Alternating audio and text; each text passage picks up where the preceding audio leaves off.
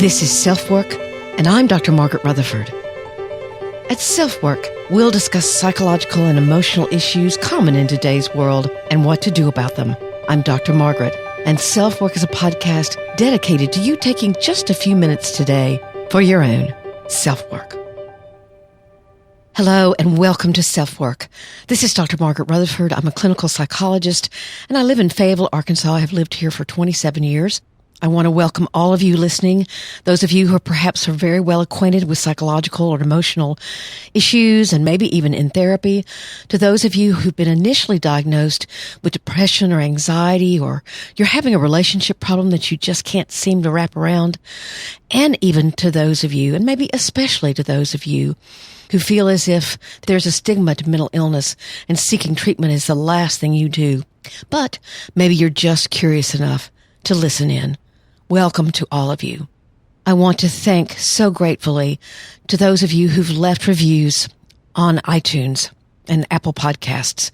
Apple Podcast is probably the largest platform where SelfWork can be heard. But I also want to let you know I'm on iHeartRadio and Spotify if you already listen to podcasts, and you could listen into SelfWork there.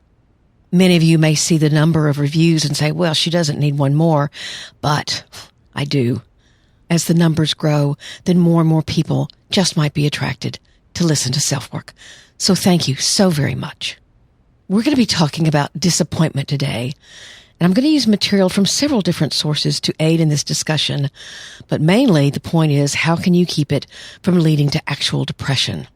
And the listener email for today is from a mom who was very angry with me and who started to cuss me out for writing a post her daughter had sent to her. But she managed, even within the email, to corral her defensiveness and let the words just sit with her as she began to acknowledge what had occurred between them. I was very impressed with her turnaround and wanted to share it with you. So let's talk together about disappointment.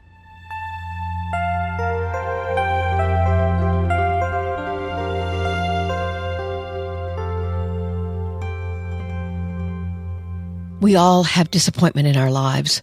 Right now, we're going through this time of pandemic when it's been stressed to us that we're all in this together and that the things we're giving up or sacrificing or losing due to the virus is what's necessary to slow down its deadly progress. So many of us have lots for being disappointed right now. Graduations being called off, weddings being postponed, annual festivals and entire sports events wiped off our calendars. What I do know is that some people will manage that disappointment well, and others not so well. And in fact, disappointment can lead into depression if you're not careful and aware. So let's talk a little bit more about what gives disappointment the power to lead to depression. I found this article in the Harvard Business Review that described the plight of a man many of us revere, the ones that remember him, or perhaps the ones who've learned about him from watching The Crown on Netflix. Winston Churchill. He was the former Prime Minister of Great Britain during World War II, and he struggled greatly with depression his whole life. But I actually didn't know this next story about him, and I quote the Harvard Business Review article. Take Winston Churchill as an example. Again, they're talking about handling disappointment. Early in his career, the disastrous First World War military campaign in Gallipoli forced him to resign from his position as First Lord of the Admiralty. Churchill had come up with a plan, later called Churchill's Folly, to send a fleet through the Dardanelles Strait and capture Constantinople, present-day Istanbul, which he predicted would cause Ottoman Turkey to quit the war. But the plan utterly failed, and tens of thousands died. Churchill was disgraced and demoted. To cope with this calamity and the subsequent humiliation, he refocused his attention and energy away from politics. 6 months after his demotion, he became an infantry officer and joined the fight in France. During his time out of the political spotlight, he thought through what had happened to him and what it had taught him about dealing with life's challenges.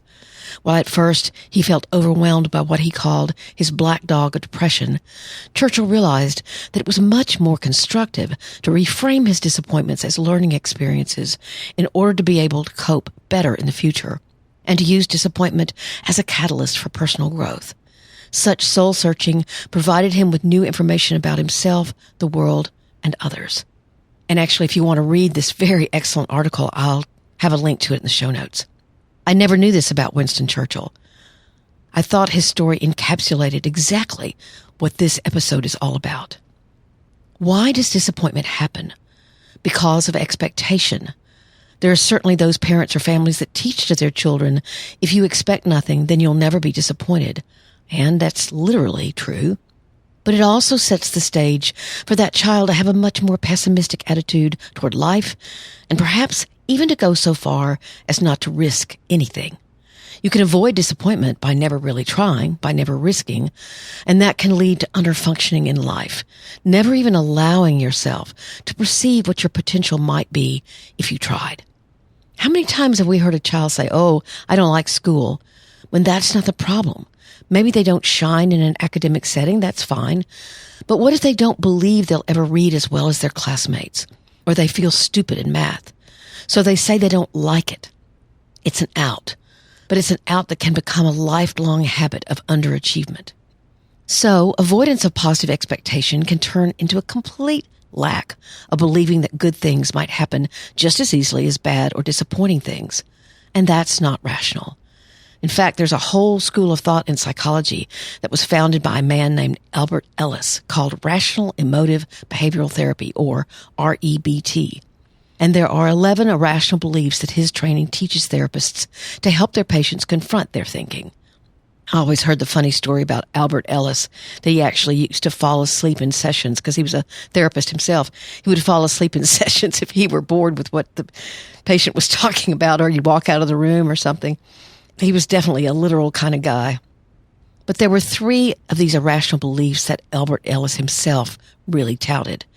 He said, "There are 3 musts that hold us back. I must do well, you must treat me well, and the world must be easy." Obviously, he would challenge disappointment that lingers and turns into bitterness or pessimism as being irrational. The list of all the others is in your show notes. I'll quickly go through them.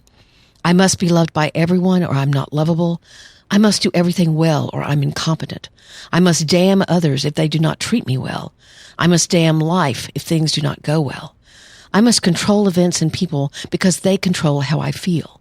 I must worry about anything fearful or risky. I must avoid responsibilities and problems to be comfortable or content.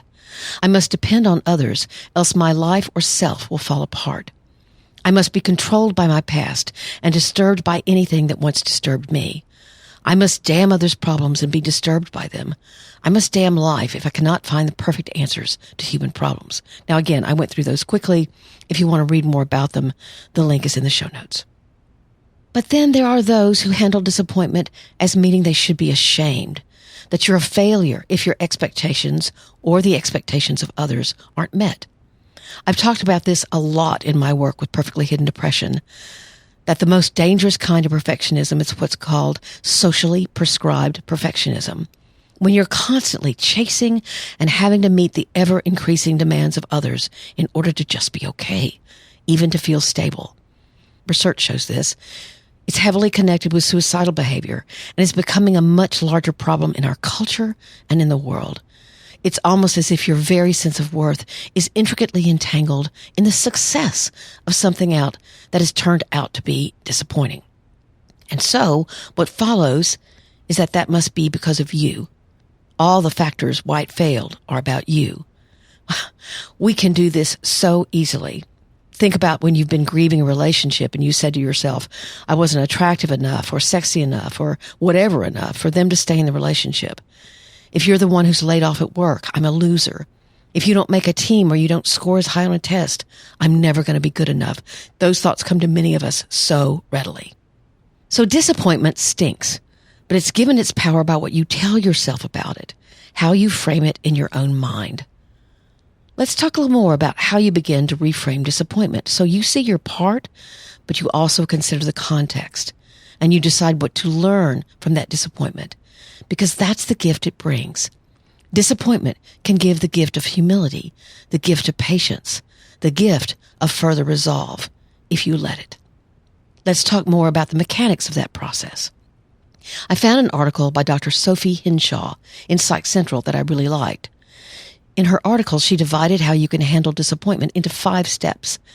I borrowed that letter from her to structure my own thoughts, so thank you, Dr. Hinshaw. but what I have to say about it are my own thoughts. The first step, Dr. Henshaw says, is managing your emotion.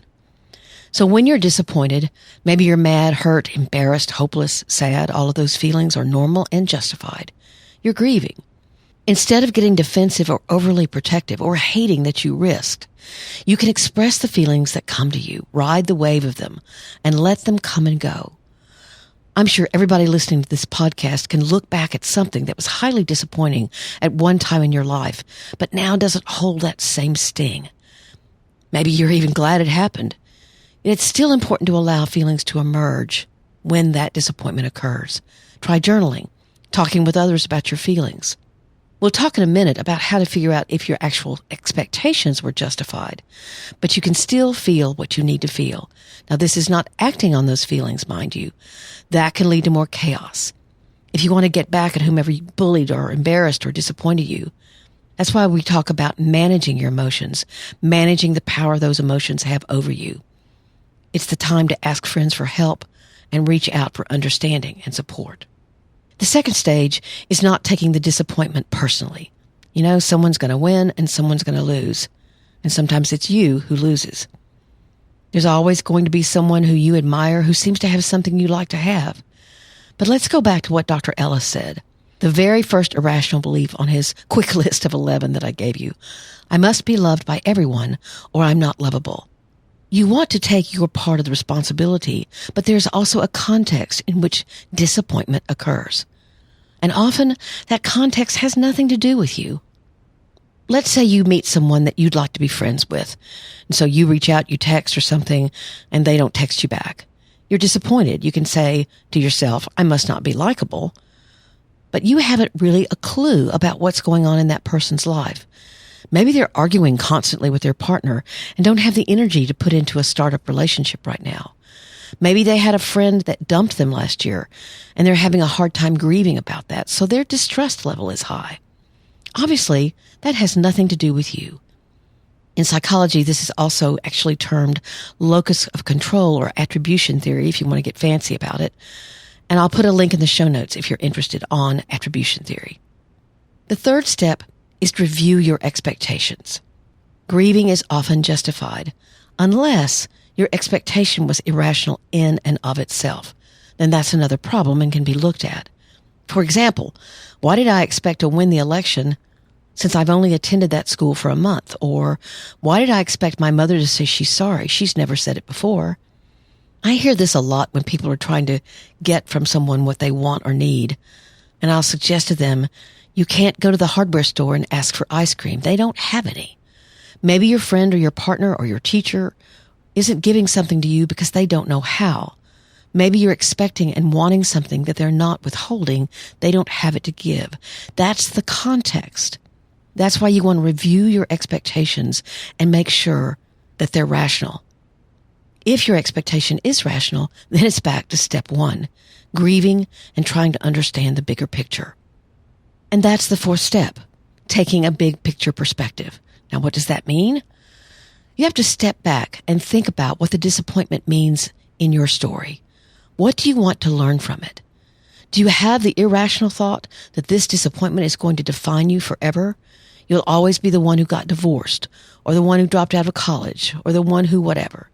If you learn from the disappointment, it can teach you, as I said before. There are gifts to disappointment in yourself. I've had many a patient say, I used to judge people for doing exactly what I just did. And so what is your disappointment teaching you? It's showing you humility. It's teaching you grace.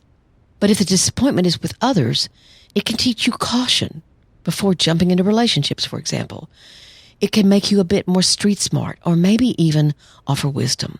So you want to look for what disappointment can teach you, and that will give you the bigger perspective. The fifth step may be very difficult, but you get up, dust yourself off, take what you've learned, and choose what direction you want to go now. I get so sad for someone when I hear that they allowed a big disappointment to stop them in their tracks. We've all heard stories of the struggles that our own heroes and heroines had early in their life, things that didn't go well or as expected, but they fought on. And you can do that too. Finally, as I was looking for material for this episode, I actually discovered a website page that was full of quotes about disappointment. Some were very eloquent ones from Martin Luther King, for example. Different authors gave their thoughts.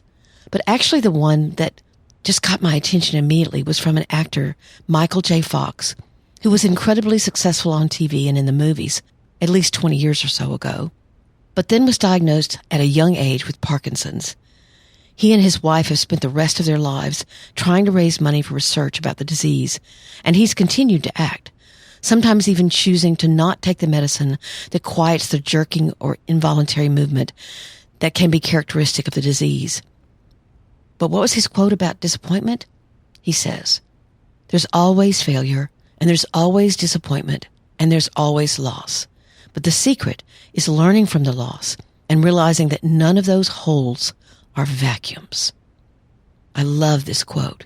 None of those holes that you fall in are vacuums. You can get out. I'll leave you with these thoughts and hope that when you're disappointed, you'll grieve, decide what responsibility is yours to take and what isn't rational for you to take, to evaluate your own expectations. Could they be deceiving you, or are they just? Then you look at the bigger picture and decide what you've learned, and then you can risk again.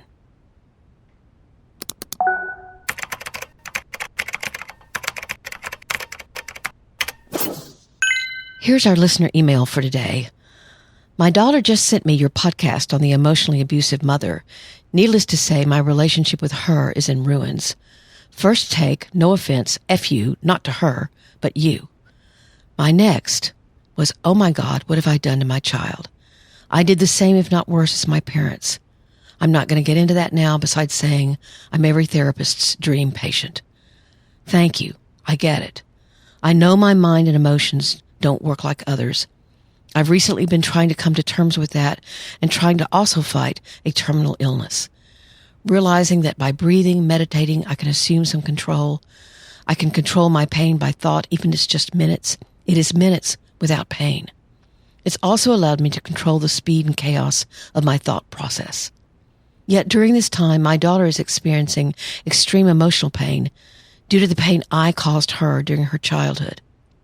After a complete disconnect for 10 months, she sent me your podcast. I experienced anger, rage, sobbing, regret, guilt for all that I have done to the most important person in my life. My beautiful baby girl, I honestly thought I did better than my mom. Now, maybe not so much. I can only hope and pray we can move forward. I accept my failures. They are on me alone. Yet you have shed a light on my soul, and I don't know if that makes sense. You have opened my mind to her and my pain and how that has affected us both. This email really touched me, and I will have, by the way, the link to the episode on the emotionally abusive mother in your show notes. In fact, it's one of the podcasts and blog posts that has done the best, so this obviously reaches a lot of people. I had sort of a brief answer to her, but I really wanted to acknowledge her courage. Hello there. I'm so impressed that you can see things and yourself objectively. I know how hard that is for any of us to do. If my work can serve as a road to some type of understanding between you and your daughter, then I'm more than delighted. Apologies and non-defensiveness can go a long way if she's willing. I applaud your openness, but urge you to work through the shame you might have. It's very hard to break a pattern of hurt, no matter how much you want to break it. It can be done, but it takes a lot of self-awareness and self-discipline and grieving yourself. Good luck to you and to your daughter. Very warmly, Dr. Margaret. I obviously do hope that my work might help this mother and daughter to feel like a team. It sounds like the mom may not have a lot of time left to fix this or to try to fix it. But if both want it to happen badly enough, I certainly hope that it can.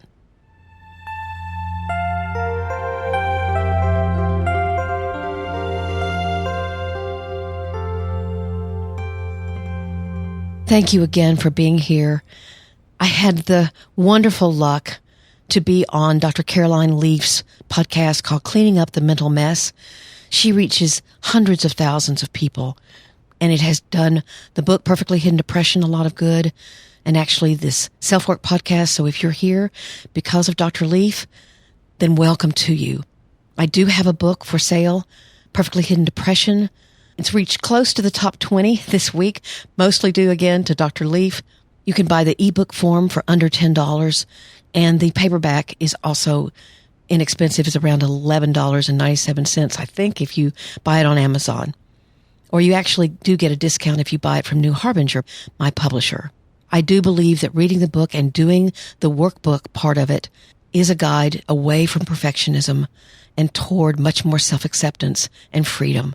So let me know if you're reading it and what you think. And please, if you are, leave me a review on Amazon. Thank you so much. If you go to my website, drmargaretrutherford.com, you can subscribe there, and it's an incredibly easy way to keep up with both the blog post and the podcast because you'll receive it each Monday morning in a newsletter. Would love for you to be there. You can email me at askdrmargaret@drmargaretrutherford.com. I'm the only one who sees them, and I will read them. I'm not able to answer all of them, but often the subject matter is kind of grouped together, so I will try to choose one that can speak to many of you. I also have a Facebook closed group at facebook.com/groups/selfwork. We're almost at 2,000 members from all over the world, and it can be a very supportive and warm place. So join us if you'd like. Don't forget to answer the questions. Thank you again for being here. You have my sincere gratitude. Please do take care. I'm Dr. Margaret, and this has been SelfWork.